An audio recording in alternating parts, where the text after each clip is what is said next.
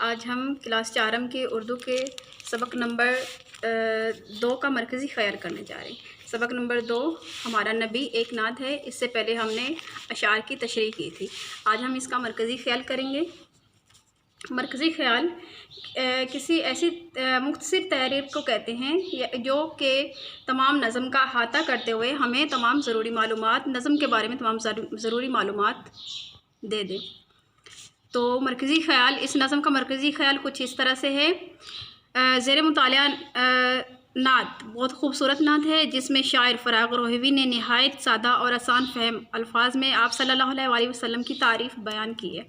نعت میں آپ صلی اللہ علیہ وسلم کی بے شمار خوبیوں میں سے جو چند ایک خوبیاں بیان کی گئی ہیں وہ یہ ہیں کہ آپ صلی اللہ علیہ وسلم اللہ کے محبوب نبی ہیں۔ آپ صلی اللہ علیہ وسلم دنیا میں جہالت مٹانے اور لوگوں کو علم و تعلیم دینے کے لیے تشریف لائے۔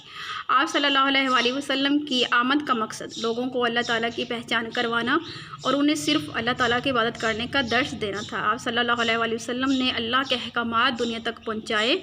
آپ صلی اللہ علیہ وسلم نے اللہ تعالیٰ کا اور اللہ تعالیٰ نے آپ صلی اللہ علیہ وسلم کا ذکر بلند کر دیا اور تمام مخلوقات آپ صلی اللہ علیہ وسلم کا ذکر کرتی ہیں اور آپ صلی اللہ علیہ وسلم پر درود و سلام پڑھتی ہیں۔ آپ صلی اللہ علیہ وسلم دنیا و آخرت میں امت کے سچے دوست، رہنما اور ہمدرد ہیں۔ غرض یہ کہ آپ جیسا کوئی تھا نہ ہوگا اور دنیا کی کسی بھی مخلوق، کسی بھی شخص کو آپ صلی اللہ علیہ وسلم پر کوئی برتری حاصل نہیں۔ آپ صلی اللہ علیہ وسلم اللہ کے آخری نبی ہیں اور آپ صلی اللہ علیہ وسلم کے بعد کوئی نبی آیا نہ ہی آئے گا۔